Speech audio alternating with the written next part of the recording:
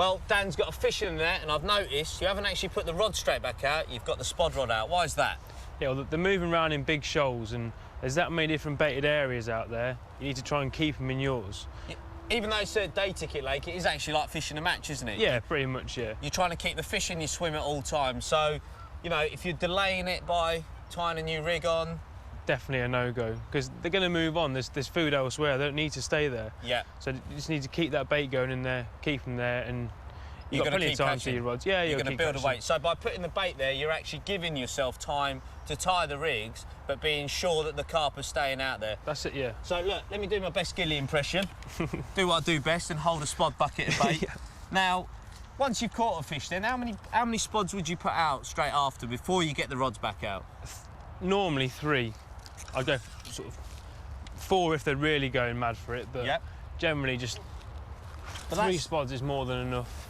That's enough smell in there as well, because you've got such a smelly mix out there, all them pellets and everything that we looked at. Loads of small food items. Keeps the fish busy. Yeah, if there was 50 boilies in a spod, it'd take them fish minutes, if that, to get rid of it. Because you've got so many different food items, it'll take them longer. So just that little top up keeps it busy. Now let's talk about the start of the session, right? So you've turned up in your swim, you've got your mark rack, you've got your lines marked up, you've done everything we've spoken about so far, you've got your spod mix ready. How much bait would you actually put out in the first sitting?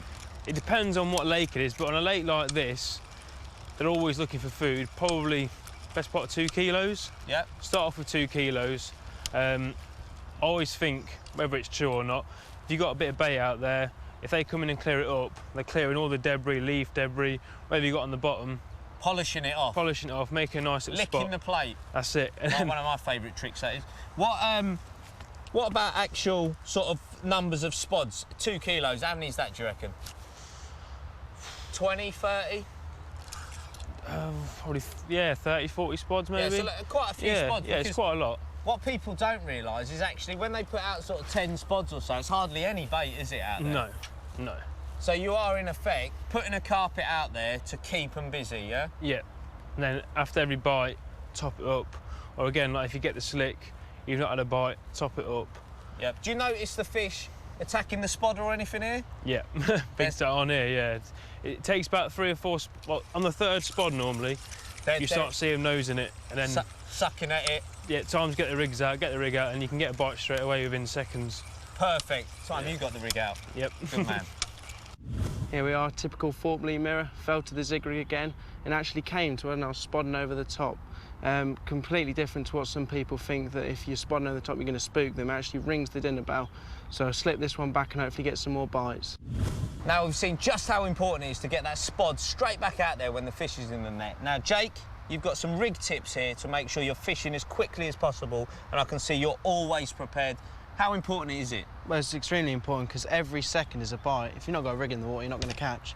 So always keep active and always have rigs force ready. the bite.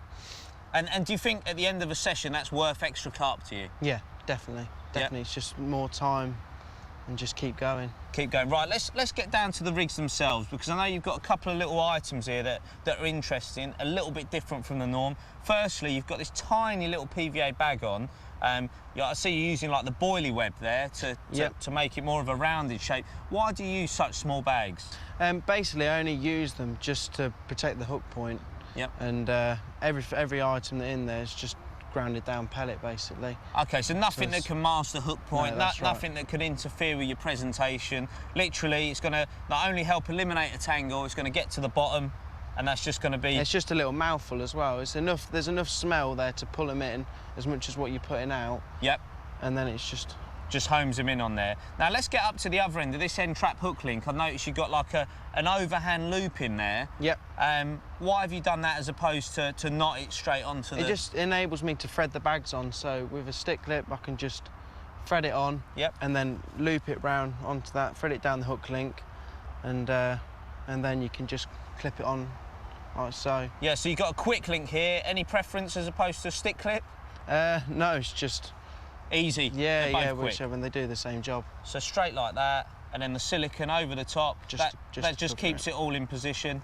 And you've got a ring. You've got the actual ring swivel on the leg clip set up there. Yeah. Any reason? I just like a bit of flexibility, really. Okay. All right. Brilliant stuff. Now, with regards to how many bits and pieces you've got set up, how many rigs would you like have rigged up at any one time? In upwards of 10 to 20, really.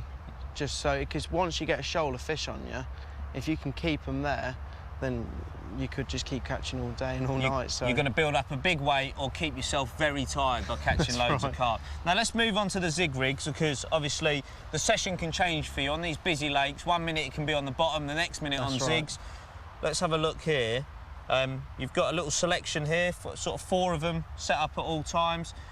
Do you cast the same one back out again? No, I'm the same with all my rigs. Doesn't matter where I'm fishing, I have to change the hook. Even if it does still feel a bit sharp, it's just a confidence thing, and I've done that for years. So people out there who thought they might be able to get away with casting the same rig out and being just as quick as Jake, that's going to cost you fish. Yeah, exactly. And I know people that cut the rigs down and reuse the hooks and stuff like that, and they're not as sharp, are they, when they've been used? Yeah, for the sake of a few pence that a hook cost, that's it, yeah. Isn't worth losing a fish, because at the end of the day, for you, it could have been the difference between winning the junior championships or losing the junior champs. Every ounce counts. So now I noticed with the zigs, and another reason you probably got that ring swivel on there, you don't actually loop these on, do you? You tie them on. Yeah, I tie them on, just because on a zig, obviously it's a long hook link, and with that it'll come back, and also when you do the loop, it weakens it as well. Yeah, the mono it probably hasn't got the same resistance at that as that hook link,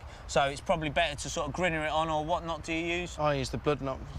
I've used it for years. So that would go straight onto that ring swivel there. You take the quick link off, and you'd be fishing straight away. So you've got a selection of rigs, a selection of bags, and is that something you're doing all the time when you're not actively at the front of your I'm swim? always being active all the time in my fishing. I can't just sit on my hands. If you sat there, you're not catching, so you need to force it and make yourself catch. Brilliant. Valuable information. You can see preparation, it's worth an extra carp or two.